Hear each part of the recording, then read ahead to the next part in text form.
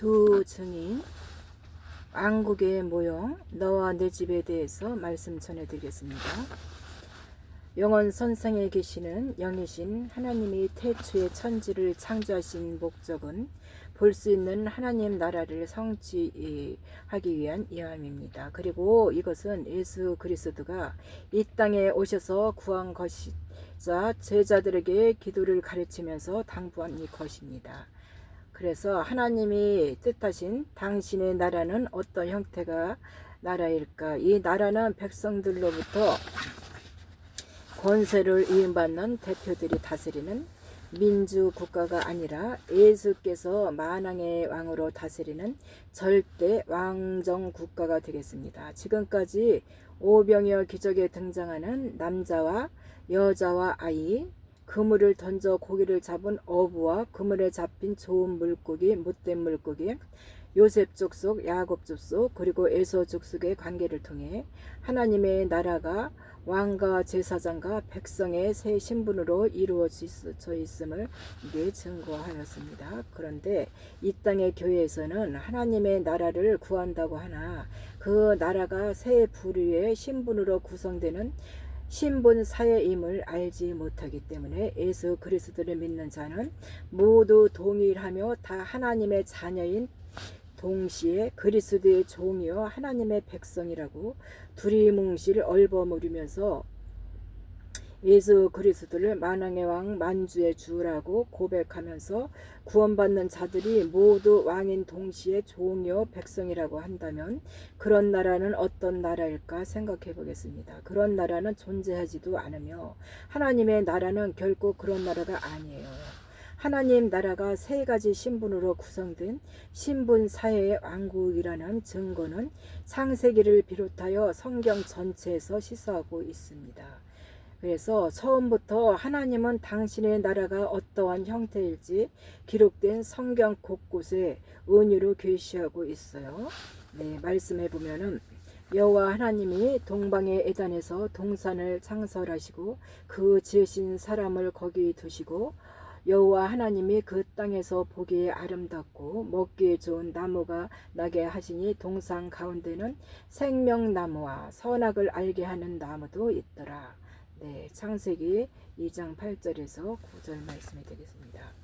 그래서 여기에서는 여호와 하나님이 그 사람을 이끌어 에덴 동산에 두사 그것을 다스리며 지키게 하시고 여호와 하나님이 그 사람에게 명하여 가라사대 동산 각종 나무 실과는 네가 임으로 먹되 선악을 알게 하는 나무의 실과는 먹지 말라. 네가 먹는 날에는 정령 죽으리라 하시니라. 창세기 2장 15절에서 17절 말씀이 되겠습니다.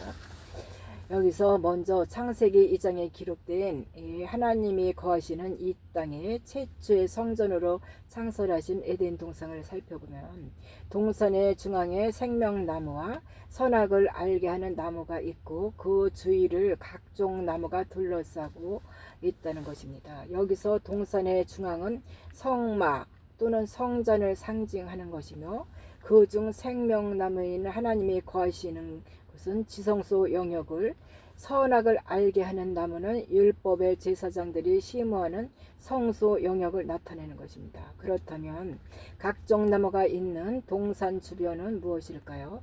그것은 성막의 안뜰로서 제사장들이 아닌 일반 백성들이 출입하는 이 장소를 말하는 것이에요. 한편 이 땅에 정결한 흙으로 지어져 산령을 받은 아담은 하나님의 종의 신분으로서 성전을 관리하는 청직의 임무를 맡은 자의 예표입니다. 여기서 동산 각종 나무의 실과를 아담에게 허락하셨다는 것은 장차 제사장 신분이 될 아담의 후손, 즉 야곱의 자손은 하나님의 종으로서 하나님 나라의 백성이 될 에서의 족속을 다스리게 됨을 계시하는 것입니다. 그래서 지성소의 영역을 나타내는 동상 중앙의 생명나무는 예수 그리스도를 상징하는 것이며 이 생명나무의 열매는 영의 생명인 하나님의 아들들을 나타내기에 혼의 생명인 아담에게는 저권이 허락되지 않다는 것입니다.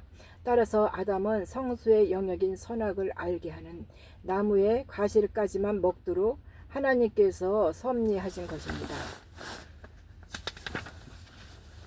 에덴 동산의 구조가 이렇게 세 영역으로 구성된 것은 하나님 나라가 세 부류의 신분 사회로 이루어질 것을 나타내는 것인데, 이것은 노아의 방주에서도 증거하고 있습니다. 그 말씀을 보면 그 방주의 제도는 이러하니 장이 300규빗, 광이 50규빗, 고가 300규빗이며 거기 창을 내되 이로부터 한 규빗을 내고 그 문은 옆으로 내고 사, 중, 하 3층으로 할지니라. 창세기 6장 15절에서 16절 말씀입니다.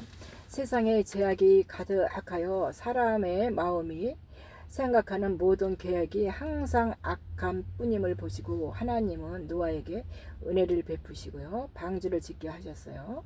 방주 이야기는 하나님께서 죄악이 관영한 세상을 물로 심판하실 때요, 의인 노아가 지은 방주에 탄 노아와 7인의 가족을 제외한 모든 사람과 가축과 기는 것과 또 공중의 새까지 지면에서 쓸어 버리시는 것과 그 후 방주로 구원받는 노아의 7 가족으로 새롭게 세상의 역사를 펼치신 이야기로 마지막 때 하나님의 심판을 예표하는 것입니다.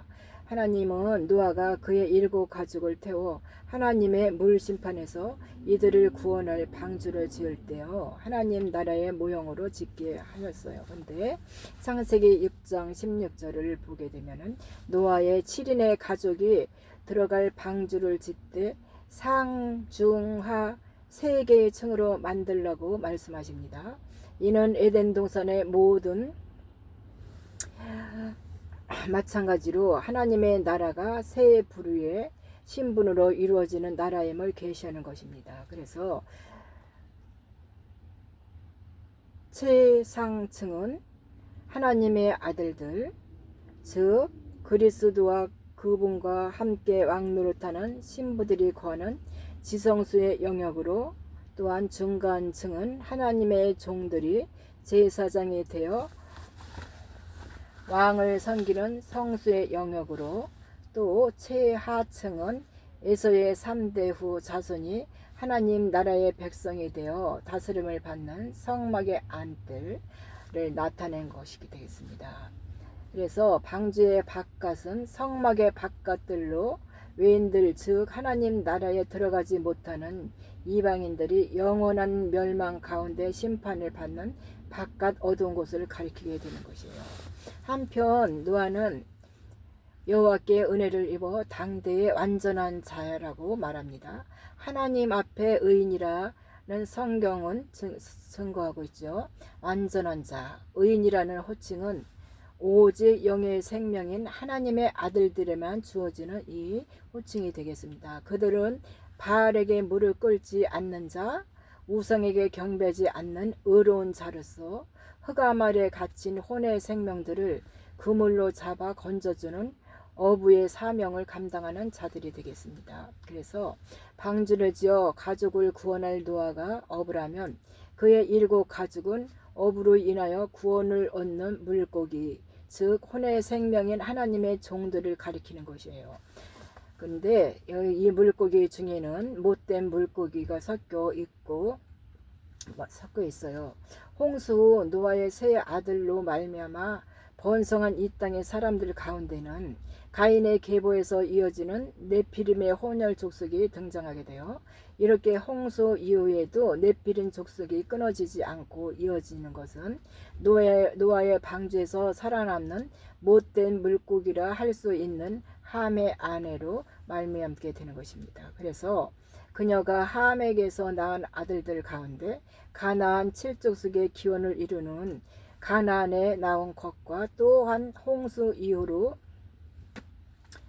도주에 취한 아비의 노아에게 행한 함은 행동과 이후 노아가 함의 아들 가나안에 내린 저주 등을 통해서 이들이 가인의 후예인 함의 아내의 영향을 받을 수 있습니다. 받을 수 있는 것을 알게 됩니다. 여기서 이런 하나님의 나라의 삼중 구조는 모세를 통해 율법을 제정해 주실 때에도 그 안에 심어 놓았어요. 애굽의 종으로 살고 있던 또 이스라엘 백성은 모세의 인도 아래 홍해를 건너 이제 광야로 인도하신 여호와 하나님은 모세를 시내산으로 불러 두 돌판에 새긴 또 십계명과 함께 율법을 제정해 주셨죠. 율법의 규정 중 가장 먼저 나오는 것이 십계명이 기록된 두 증거판을 담는 언약궤와 그 언약궤를 모실 성막의 제작에 관한 것이었습니다. 그래서 언약궤와 언약궤를 넣어둘 성막에 이스라엘을 하나님 나라의 백성 삼아 인도하시는 하나님의 통치를 나타내는 것이며, 율법에서 규정한 성막의 구조는 장차 이 땅에 임할 하나님의 나라의 통치 구조를 예표하는 것이 되겠습니다. 말씀에 보게 되면은 그 장을 갈고리 아래 들이운 후에 증거궤를 그 장 안에 들어 놓으라. 그 장이 너희를 위하여 성수와 지성수를 구별하리라. 너는 지성수에 있는 증거궤 위에 속죄수를 두고 그 장 바깥 북편에 상을 놓고 남편에 등대를 놓아 상과 대하게 할지며, 청색, 자색, 홍색 실로 가늘게 꾼 배실로 수놓아 짜서 성막문을 위하여 장을 만들고. 출애굽기 26장 33절에서 36절 말씀이 되겠습니다. 이 두 증거판이 담긴 증거궤 즉 언약궤는 하나님의 임재의 상징으로 지성수 안에 모셨었으며, 이는 제사장들이 드나드는 성수와의 사이에 휘장을 두어 거룩히 구별하게 되었어요. 성소 또한 입구에 휘장을 쳐서 성막 안뜰과 경계를 두었으며, 오직 제사장들만이 정해진 반차를 쫓아 이게 성수 안에 들어가 향을 피우는 제사 의식을 행했던 것입니다. 그래서 성막의 밖, 즉 지성수의 성수의 바깥인 성막의 안뜰은 할례 받은 이스라엘 백성들만이 들어올 수 있도록 허락되었고, 할례 받지 않는 이방인은 성막의 안뜰조차도 들어올 수 없게 되는 것입니다. 이와 같이 성막의 전체 구조는 하나님의 임재의 상징인 언약궤가 있는 지성수, 또 제사장들이 제사 의식을 행하는 성수, 그리고 일반 백성들이 제물을 드리며 경배하는 성막 안뜰의 세 구역으로 이루어져 있습니다.